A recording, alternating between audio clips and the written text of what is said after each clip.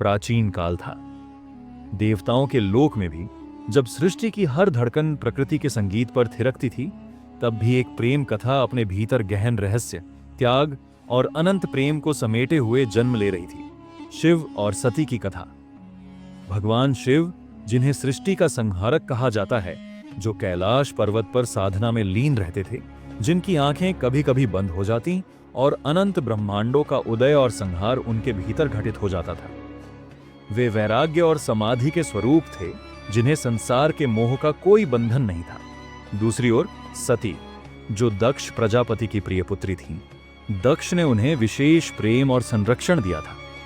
सती सुंदर थीं, तेजस्वी थीं और भीतर से अत्यंत करुणामयी भी। पर उनके हृदय के किसी कोने में एक अनजानी तड़प थी, एक ऐसी पुकार जिसे शब्दों में व्यक्त नहीं किया जा सकता था। जब सती ने पहली बार ध्यानस्थ शिव का ध्यान किया था, तब उनके भीतर एक अद्भुत कंपन हुआ था, मानो उनके अस्तित्व की हर कोशिका ने पुकारा हो, यही है वह जिसे मेरा हृदय युगों से ढूंढ रहा था। वो कैसे हुआ, ये कोई नहीं जान पाया, पर सती का मन शिव में विलीन हो गया। सती ने अपनी जिज्ञासा को शांत करने के लिए कई ऋषियों से शिव के विषय में जानना चाहा। उन्होंने सुना, शिव वह है जो मृत्यु के पार है। शिव वह हैं जो न आदि हैं न अंत। वे प्रेम से परिपूर्ण हैं, पर मोह से परे। सती जान चुकी थी, यह आकर्षण नहीं था, यह जन्म जन्मांतरों का बंधन था। लेकिन उनकी यह भावना सरल नहीं थी। उनके पिता दक्ष शिव से अत्यंत प्रसन्न थे। दक्ष को लगता था कि शिव एक अघोरी हैं, जिनका कोई शिष्टाचार नहीं, जो भस्म रमाए रहते हैं, जो श्मशानों में निवास करते हैं। उन्हें कैसे अपनी राजकुमारी को उनके हाथों सौंपा जा सकता है? किंतु प्रेम किसी भय से रुकता नहीं। सती ने अपने हृदय की पुकार को सुना और शिव को पाने के लिए कठिन तपस्या आरंभ कर दी। दिन रात उन्होंने शिव का ध्यान किया, कठोर व्रत की वनों में निवास किया। उनके शरीर क्षीण हो गए, पर उनकी आत्मा प्रज्वलित हो उठी। शिव, जो सब कुछ से विमुख थे, सती की इस तपस्या से द्रवित हो उठे। जब किसी का प्रेम इतना निष्कलंक होता है, तो स्वयं संहारक भी प्रेम में बन जाते हैं। और फिर एक दिन, जब आकाश में मंद मंद पुष्प वृष्टि हो रही थी, जब वनों में पक्षी भी एक अनोखी धुन में गा रहे थे, शिव सती के सम्मुख प्रकट हुए। उनकी दृष्टि मिली और दोनों के बीच कोई शब्द नहीं बोले गए, परंतु उनकी आत्माएं एक दूसरे से बातें कर रही थी। एक मौन संवाद जो सृष्टि की पहली धुन से भी अधिक प्राचीन था। शिव ने सती से पूछा, क्या तुम सचमुच इस कठिन मार्ग पर चलना चाहती हो? सती ने सिर झुकाकर कहा, आपके बिना मेरे अस्तित्व का कोई अर्थ नहीं। मैं आपके चरणों में अपना जीवन अर्पित करना चाहती हूं। शिव ने एक सौम्य मुस्कान के साथ उनका हाथ थामा।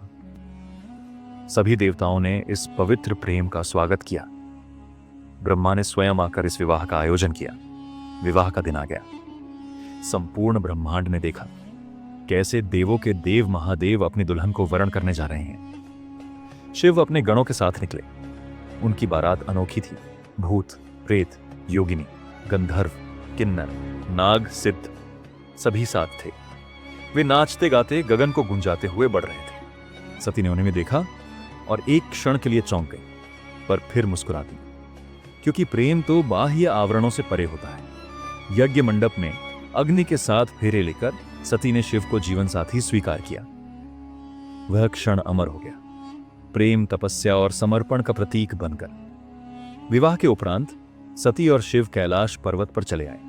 वह स्थान जो अब तक केवल साधना और गहन तपस्या का केंद्र था, अब प्रेम और मधुरता से भर गया।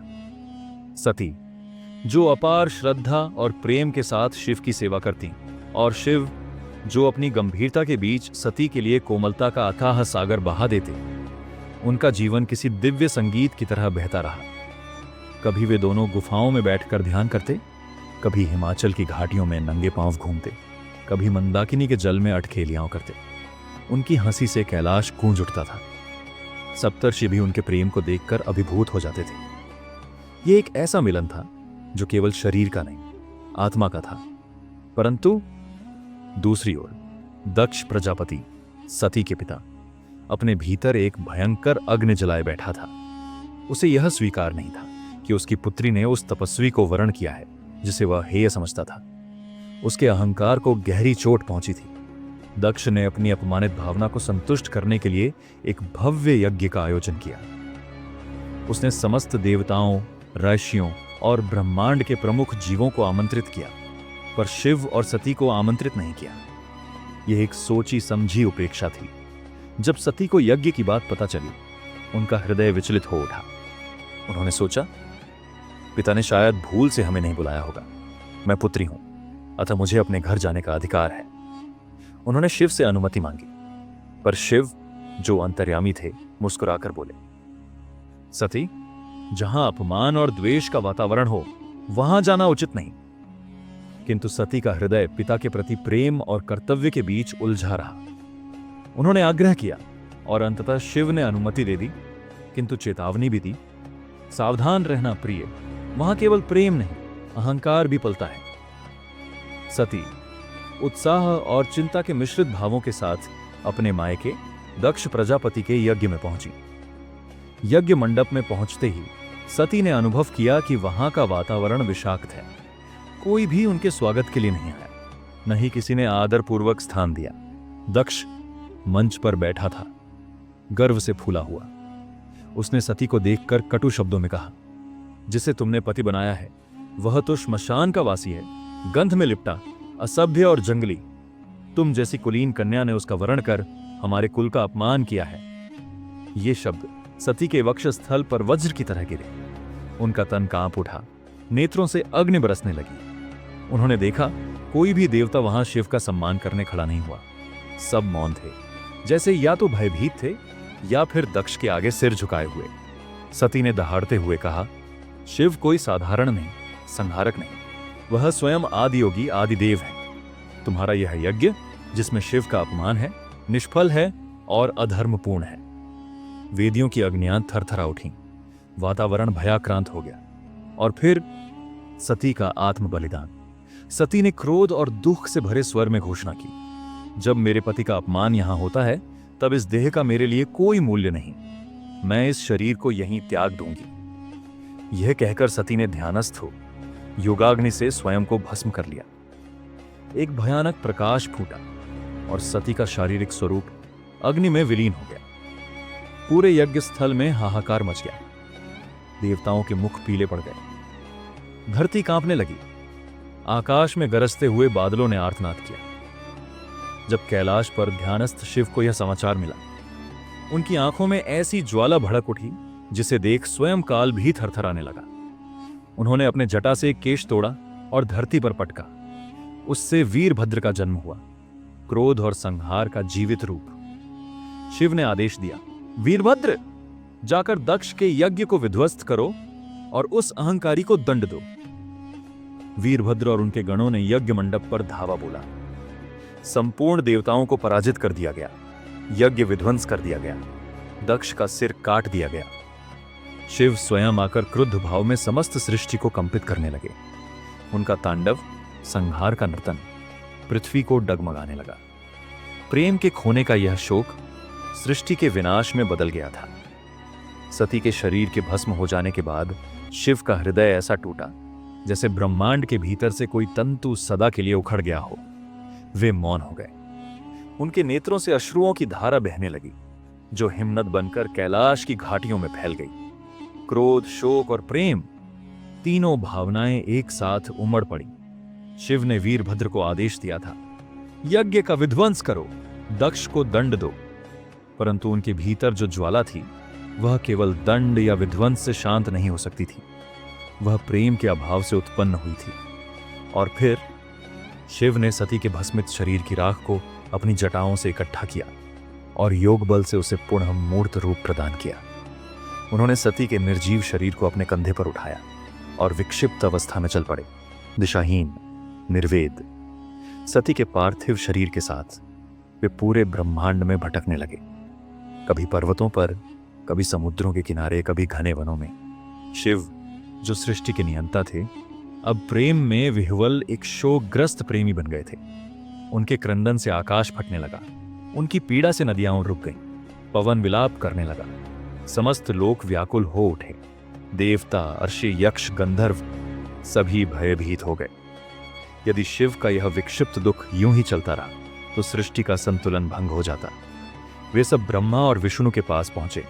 सबने मिलकर विनती की, कुछ कीजिए, सृष्टि को बचाइए। तब भगवान विष्णु ने एक उपाय किया। अपने सुदर्शन चक्र को चलाकर उन्होंने सती के शरीर को खंड खंड कर दिया। जहां जहां सती के अंग गिरे वहां वहां दिव्य शक्तिपीठों का निर्माण हुआ, जो आज भी पृथ्वी पर पूज्य और पवित्र माने जाते हैं। शिव, जिनके कंधे पर अब सती का शरीर नहीं रहा, धीरे धीरे अपने शोक से बाहर आए। उन्होंने कैलाश लौटकर फिर से समाधि लगा ली, वो समाधि जिसमें वे संसार से पूर्णतया विरक्त हो गए थे। परंतु प्रेम कभी समाप्त नहीं होता। जहां सती का शरीर खंडित हुआ था वहां सती का प्रेम जीवित रहा, और वह प्रेम एक बार फिर अवतरित होने वाला था। सती ने यह संकल्प लिया था, मैं फिर जन्म लूंगी और शिव को पुनः प्राप्त करूंगी। समय चक्र घूमा। हिमालय राज और उनकी रानी मैनावती के यहां एक कन्या का जन्म हुआ। वह दिव्य तेजस्वी थी, सौंदर्य की प्रतीक, शांत और तपस्विनी। उसका नाम रखा गया पार्वती। पार्वती के जन्म के साथ ही संपूर्ण प्रकृति में एक नई ऊर्जा का संचार हुआ। देवताओं ने आशा की कि पार्वती ही वह शक्ति होगी जो शिव को फिर से अपने प्रेम से जगाएगी, जो सृष्टि को पुनः संतुलित करेगी। छोटी पार्वती बचपन से ही कैलाश की ओर देखा करती। उनकी बाल मन में भी एक रहस्यमयी खिंचाव था, मानो कोई भूला हुआ स्वप्न उन्हें पुकार रहा हो। वे शिव के चित्र बनाती, शिव के गीत गुनगुनाती। जब वे युवती हुईं तो उनके हृदय में एक ही संकल्प स्पष्ट था, मैं शिव को ही अपना स्वामी बनाऊंगी। पर यह आसान नहीं था। शिव तो समाधिस्थ थे, संसार से पूर्ण विरक्त, प्रेम और वियोग दोनों से परे। पार्वती को उन्हें पाने के लिए तपस्या करनी थी, वह तपस्या जो स्वयं सृष्टिकर्ता को भी हिला दे। पार्वती ने हिमालय की गुफाओं में जाकर घोर तपस्या आरंभ कर दी। वर्षों तक बिना अन्न, केवल वायु का सेवन करते हुए, कभी धूप में जलती, कभी हिम में कांपती, कभी गरजते तूफानों में अचल बनी रहती। उनकी तपस्या से देवताओं के सिंहासन डोलने लगे, पृथ्वी कंपायमान हो उठी। अंततः शिव ने अपने ध्यान से पार्वती की तपस्या को देखा और उन्हें स्मरण हुआ, ये वही आत्मा है जो सती थी, जो प्रेम में मेरे साथ एकाकार थी, जो आज भी उसी निर्मलता और निष्ठा के साथ मुझे पुकार रही है। शिव के भीतर द्रवित भावनाएं फूट पड़ी। शिव ने अपनी समाधि तोड़ी। वे पार्वती के समक्ष प्रकट हुए।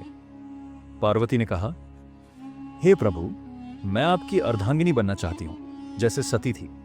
मैंने जन्मों तक आपकी प्रतीक्षा की है। शिव ने मुस्कुराते हुए कहा, तुम्हारी तपस्या से मैं प्रसन्न हूं। तुम्हारा प्रेम सत्य है और सत्य कभी नष्ट नहीं होता। आओ पार्वती, तुम मेरी ही शक्ति हो। आज से हम एक हैं। ध्वनियां गूंज उठी। सप्तर्षियों ने आशीर्वाद दिया, देवताओं ने पुष्प वृष्टि की। पृथ्वी, आकाश और पाताल तक इस पवित्र मिलन की गाथा फैल गई। शिव और पार्वती का विवाह संपन्न हुआ और प्रेम, जो एक बार वियोग में तड़पा था, अब पुनः अमृता के मुकुट से सुशोभित हो उठा। दोस्तों, हमारी आज की कहानी यहीं समाप्त होती है। हम उम्मीद करते हैं कि आपको यह कहानी पसंद आई होगी, और अगर आपको हमारी कहानी पसंद आई हो तो कृपया वीडियो को लाइक और शेयर करें और चैनल को सब्सक्राइब करना न भूलें। धन्यवाद।